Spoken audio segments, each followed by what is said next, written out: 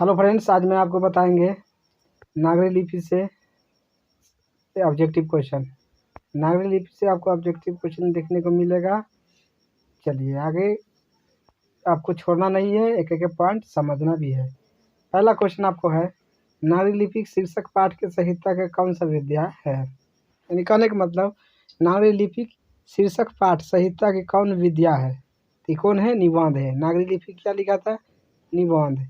तो इसमें से आपको क्या हो जाएगा? निबंध बी करेक्ट आंसर हो जाएगा। चलिए दूसरा क्वेश्चन लेते हैं। दूसरा क्या है? हिंदी भाषा की लिपि क्या है।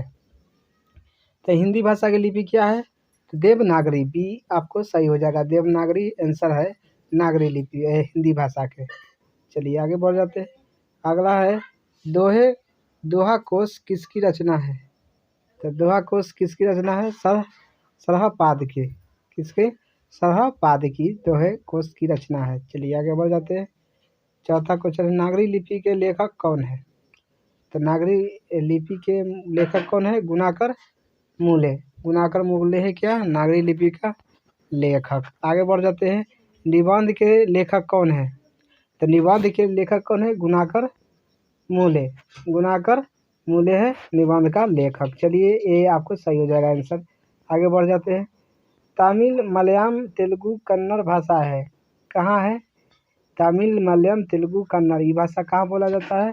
तो भारत के दक्षिणी में। भारत के दक्षिणी में बोला जाता है। कन्नड़, मलयालम, तेलुगु, तमिल, ये सब भाषा बोला जाता है भारत के दक्षिणी छोर पर। अगला क्या है?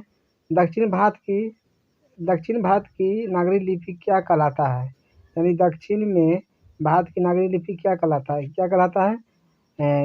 नंदी नागरी। क्या कहलाएगा? नंदी नागरी। तो नंदी नागरी दक्षिण में कहलाएगा लिपि। चलिए आगे बढ़ जाते हैं।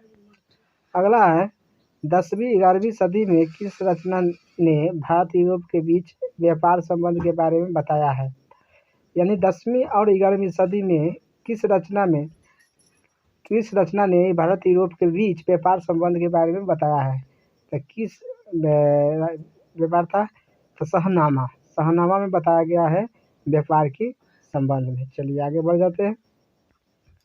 12वीं सदी के केरल के शासकों के सिक्कों पर विकरालशय जैसा शब्द किसके कौन सा लिपि में अंकित है? कौन सा लिपि में लिखा गया है 12वीं सदी में? ये लिखा गया कौन सदी में? ये लिखा है देवनागरी लिपि में। देवनागरी लिपि में। चलिए आगे बढ़ जाते हैं। 10 का क्वेश्चन है, ईसा की 15वीं सदी के विजयनगर शासकों ने अपने लेखों को लिपि को क्या कहा है? क्या कहा है? ये कहा है अपना नंदी नागरी। क्या कहा है? नंदी नागरी। 11वां क्वेश्चन है, हिंदी लिपि लिखी जाती है। तो ये लिखी जाती है देवनागरी लिपि में। कहाँ लिखी जाती है? देवनागरी। हिंदी लिपि कोई भी जानता है देवनागरी में लिखी जाती है। चलिए आगे बढ़ जाते हैं। हिंदी के आदि कवि कौन है? हिंदी के आदि कवि कौन है? तो हिंदी के आदि कवि कौन है? तो सरहपाद। आपको D is the correct answer हो जाएगा, सरहपाद। चलिए आगे बढ़ जाते हैं। आगे नागरी लिपि शीर्षक निबंध के निर्णयकार कौन है? तो नागरी लिपि के कौन जानता है? गुणाकर मूले है। गुणाकर मूले नागरी लिपि का निबंध है। चलिए आगे बढ़ जाते हैं। सरहदपाद किस कथी के हैं? सरहदपाद की कथी के है?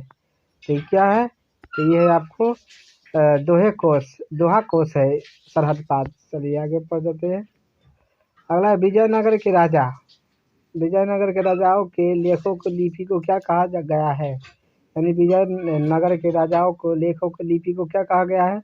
ये कहा गया है नंदी नागरी लिपि का। क्या कहा गया है? नंदी नागरी लिपि। आपको सी सही हो जाएगा। चलिए आगे है, उत्तर भारत से नागरी लिपि को लेख कब से मिलने लगे हैं। यानी उत्तर भारत से नागरी लिपि के लेख कब से मिलने लगे हैं? कितवीं शताब्दी से? तो ये 8वीं शताब्दी से मिलना स्टार्ट हुआ है। तो आपको ए इज द करेक्ट आंसर हो जाएगा 16 का। चलिए आगे है 17 का, नागरी लिपि के आरंभिक लेख हमें कहाँ से मिले हैं। यानी नागरी लिपि आरंभिक लेख हमें कहाँ से मिले हैं? तो ये मिले हैं कहाँ से? दक्षिणी भारत से हमको नागरी लिपि का आरंभिक लेख मिला है। चलिए आगे बढ़ जाते हैं। बेतमा दानपत्र किस समय का है? बेतमा दानपत्र किस समय का है? किस समय का है? 1120 ईस्वी का है। चलिए आगे बढ़ जाते हैं। सॉरी 1020 है। चलिए आगे बढ़ जाते हैं। नागरी लिपि किस विद्या की रचना है? तो किस विद्या की रचना है? तो निबंध का है नागरी लिपि। चलिए आगे बढ़ जाते हैं। नागरी लिपि पाठ से नागरी लिपि पाठ किस लिपि में रचित है?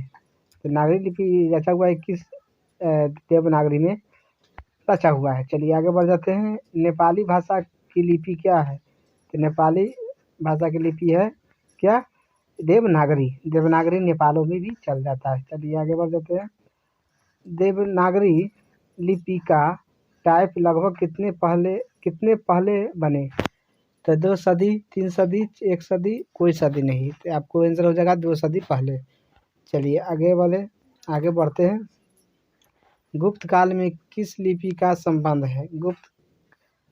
गुप्त काल से किस लिपि का संबंध है? तो किस है? ब्राह्मी लिपि का। चलिए आगे बढ़ जाते हैं। मूले जी ने मिडिल स्तर पर तक किस भाषा को पढ़ाया है? मूले जी ने मिडिल स्तर तक किस भाषा को पढ़ाया है? किस भाषा को? तो यह है आपको मराठी भाषा को। चलिए आगे बढ़ जाते हैं। गुप्तों की राजधानी पटना को क्या कहा जाता है होगा? यानी गुप्तों की राजधानी पटना को क्या कहा जाता होगा? तो क्या कहा जाता होगा? ये कहा जाता है देवनागर। क्या कहा गया? देवनागर। आगे बढ़ जाते हैं। मराठी भाषा की लिपि कौन सी है? मराठी भाषा की लिपि कौन सा है? तो यह है देवनागरी। चलिए आगे बढ़ जाते हैं। गुणाकर मूल्य का जन्म किस राज्य में हुआ था? तो गुणाकर मूल्य का जन्म कहाँ हुआ था? महाराष्ट्र में। तो आपको सी इज द करेक्ट आंसर हो जाएगा। चलिए आगे बढ़ जाते हैं। गुणाकर मूल्य की शिक्षा की भाषा क्या थी? गुणाकर मूल्य की शिक्षा की भाषा क्या थी? तो ये था मराठी। आपको समझ आ गया होगा। चलिए आगे बढ़ जाते हैं। गुणाकर मूल्य ने किस लिपि को प्राचीन नागरी लिपि को वाहन की संज्ञा दी? कि गुणाकर मूल्य ने किस लिपि को प्राचीन नागरी लिपि की वाहन की संज्ञा दी? किस भाषा को? तो बांग्ला भाषा को। चलिए अगला है। गुणाकर मूल्य का जन्म कब हुआ था? तो कब हुआ था? तो 1935 में। 1935 में गुणाकर मूल्य का जन्म हुआ था महाराष्ट्र में। चलिए आगे बढ़ जाते हैं। नागरी लिपि शीर्षक पाठ किस पुस्तक से लिया गया है? तो किस पुस्तक से लिया गया है? तो ये भारतीय लिपियों की कहानी, यानी आपको बी आंसर हो जाएगा, भारतीय लिपियों की कहानी। चलिए आगे बढ़ जाते हैं। सरवन बेलगोल जैन तीर्थ स्थल कहाँ है? यानी सरवन बेलगोल जैन तीर्थ स्थल कहाँ है? तो ये कहाँ है आपको? ये आपको है कर्नाटक में। चलिए आगे बढ़ जाते हैं। आगे है अक्षरों की कहानी किनकी रचना है? अक्षरों की कहानी किसकी रचना है? तो ये है गुणाकर मूल्य की अक्षरों की कहानी। चलिए आगे बढ़ जाते हैं। मिहिर भोज की ग्वालियर प्रशासित किस भाषा में है? यानी मिहिर भोज की ग्वालियर प्रशासित किस भाषा में है? किस भाषा में है? तो आपको संस्कृत भाषा में है। चलिए आगे बढ़ जाते हैं। आगे गुणाकर मूल्य ने विभिन्न विषयों पर कितने निबंध लिखे हैं? तो कितना गुणाकर मूल्य कितना निबंध लिखे हैं? तो 250 मतलब 2500 लिखे हैं। तो आपको हो जाएगा B is the correct answer. 2500 से अधिक लिखे हैं। चलिए आगे बढ़ जाते हैं। बेतमा कहाँ है? बेतमा कहाँ है? तो इंदौर के पास है बेतमा। बेतमा कहाँ है? इंदौर के पास बेतमा है। चलिए आगे बढ़ जाते हैं। नागरी लिपि पाठ गुणाकर मूल्य किस रचना से लिया गया है? किस भारतीय लिपियों के कहानी से लिया गया है? भारतीय लिपियों की कहानी से लिया गया है। चलिए आगे बढ़ जाते हैं। नागरी नाम अस्तित्व में आया था, कब आया था अस्तित्व में? तो 1000 के ईस्वी के आसपास आया था, 1000 के। आगे क्वेश्चन है नागरी गुणाकर मूल्य की प्रारंभिक शिक्षा किस परिवेश में हुई थी? यानी शुरू में पढ़ाई कहाँ किया था? तो किया था ग्रामीण स्तर पर गुणाकर मूल्य। चलिए आगे बढ़ जाते हैं।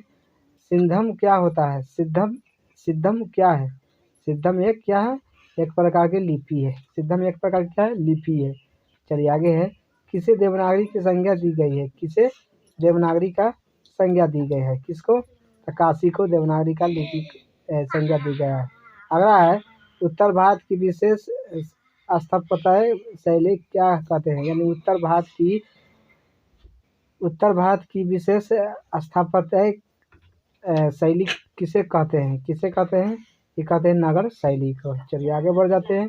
भारतीय लिपियों की कहानी किनकी प्रसिद्ध रचना है, तो ये गुणाकर मूल्य क्या है, आपको एज द करेक्ट आंसर हो जाएगा। चलिए 44 का अमोघ वर्ष कौन था, ये एक प्रख्यात राष्ट्रकूट राजा था, राजा था, मतलब ये B is the correct answer हो जाएगा। लास्ट आपको क्वेश्चन है, गुणाकर मूल्य की मृत्यु कब हो गया, तो गुणाकर मूल्य का मृत्यु कब हो गया, तो 2009 में जाके गुणाकर मूल्य का मृत्यु हो गया। तो चलिए आपको हिंदी का एपिसोड था। चलिए वीडियो अच्छा लगा तो लाइक सब्सक्राइब एंड शेयर भी कर सकते हैं। तो देखने के लिए थैंक्स।